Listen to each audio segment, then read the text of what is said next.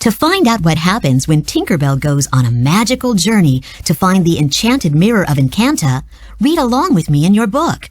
You will know it's time to turn the page when you hear this sound. Let's begin now.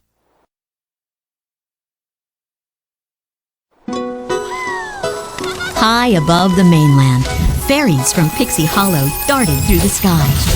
They zipped past trees, turning the leaves crimson and gold. A sprinkle of pixie dust sweetened apples and ripened pumpkins. Autumn had always been one of the busiest seasons for the fairies, and this year was no exception.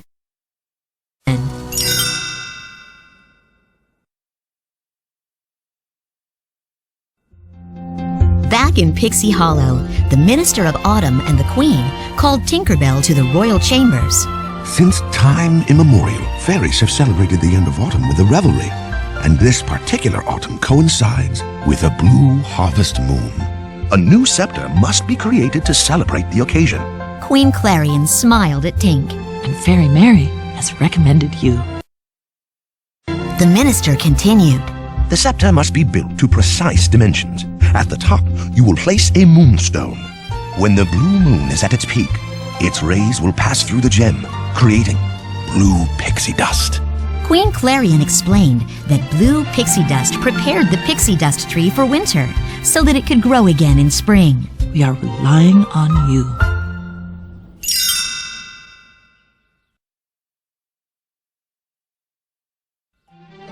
Tink told her friend Terrence, a dust talent fairy, right away. I have been picked to make a new fall scepter! Terrence grinned. Maybe I can help you. As the days passed, Tink wished Terrence would help a little less.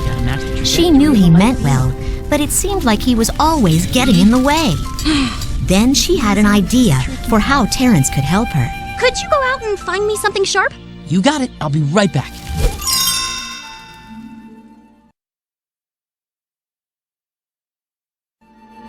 Soon, Terrence brought Tink a compass, but it fell on the scepter, smashing it into pieces. Tinkerbell was really angry. My scepter! This is your fault! I was just trying to be a good friend. Go away, just leave me alone! After Terrence left, Tinkerbell kicked the compass in frustration. Its lid sprang open and struck the moonstone. The precious gem had been crushed. Without it, there would be no blue pixie dust to replenish the pixie dust tree.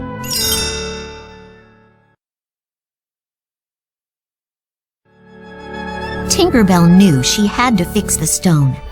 She went to Fairy Tale Theater, where she learned about the Mirror of Encanta. It would grant her one wish. If she could find the mirror, she could wish for the moonstone to be whole. Tink listened closely as a fairy named Lyria told the tale. Lyria explained that the enchanted mirror lies on an island to the north, past a stone arch and the old troll bridge.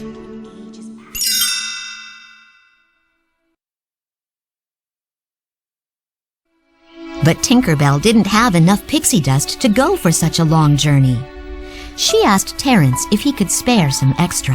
Why do you need more dust? A true friend wouldn't need to know why. A true friend wouldn't ask me to break the rules.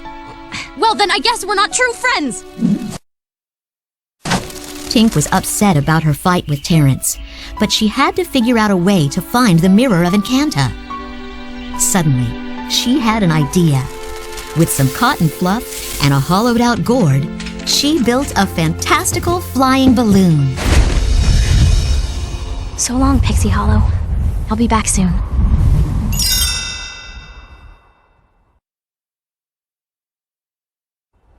After flying for several hours, Tink needed a snack, but her food bags were empty.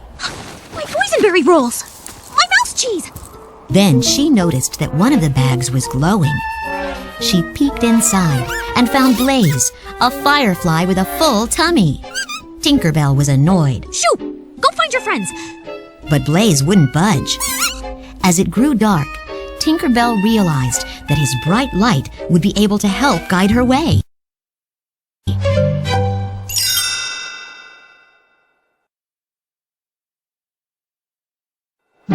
The next day, Tink thought she saw the stone arch from Lyria's story.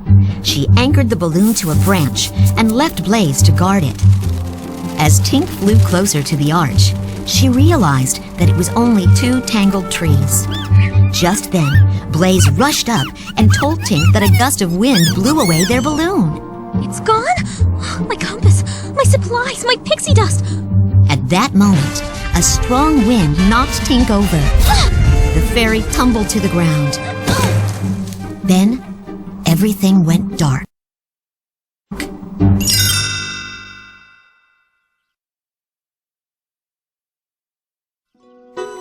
When Tink woke up, she didn't know what to do. I lost my balloon. I lost my pixie dust. I'm starving. What have I done? Blaze called his bug friends to help. Bees brought Tink a honeycomb snack. Other bugs offered a leaf cup of water. Tinkerbell started to feel better right away. But she realized that she didn't know which direction to take to find the magical mirror. Hey, we're lost. By any chance, have you seen a stone arch around here? The bugs led the way. Suddenly, Tink spotted something in the distance. The stone arch! We're here!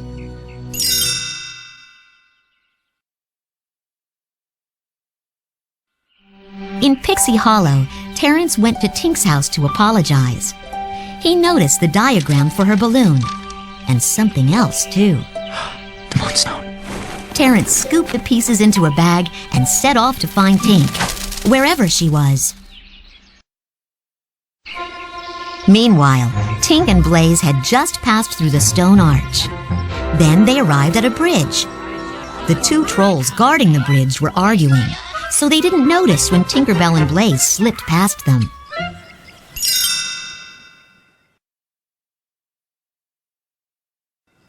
Tink and Blaze hurried through the crossing. Listen, it's the ocean! Tinkerbell knew that meant they were nearing the island.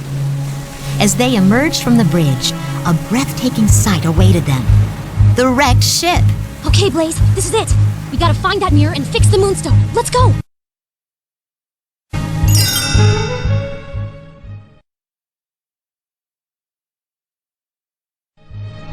As they crept through the ship, Tink spotted a satchel filled with treasures, including the mirror. Tink took a deep breath. I wish... Blaze buzzed nervously around Tink, causing her to break her concentration. Blaze, I wish you'd be quiet for 1 minute. Suddenly, Blaze went silent. Tink had wasted her only wish. Blaze, look what you've done! This is all your fault! But Tink realized she had only herself to blame. I'm sorry, Blaze. It's not your fault. I wish Terrence were here. I wish we were still friends. As a tear fell onto the mirror, Tink saw an image of Terrence. We are friends, Tink.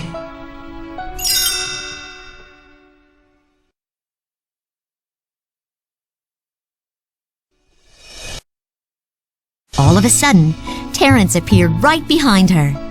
Tink gasped in surprise. Terrence! How did you... I flew all night and all day over the sea, and just when I was gonna run out of dust, I stumbled into that flying machine of yours. Before Tink could learn more, a pack of rats appeared. Tink covered the mirror with cobwebs and used Blaze's light to cast a spooky shadow. The frightened rats ran away.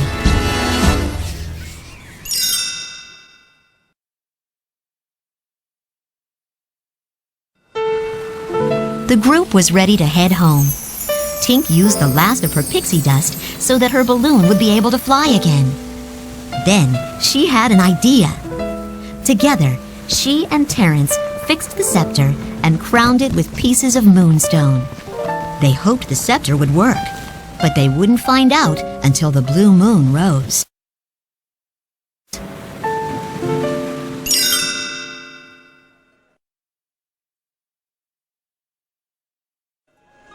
Soon it was the day of the autumn revelry. Queen Clarion, the Minister of Autumn, and all the fairies gathered together. Tink, Terrence, and Blaze arrived just in time. Tink smiled nervously. Fairies of Pixie Hollow, I present the Autumn Scepter. The moonbeam streamed through the moonstone crystals, showering the fairies with blue pixie dust. The Minister of Autumn gasped. Your Majesty, I've never seen this much blue pixie dust before. Queen Clarion beamed. Tonight, I believe, is our finest revelry ever, thanks to one very special fairy, Tinkerbell, and her friend, Terence. Yes, of course, Blaze.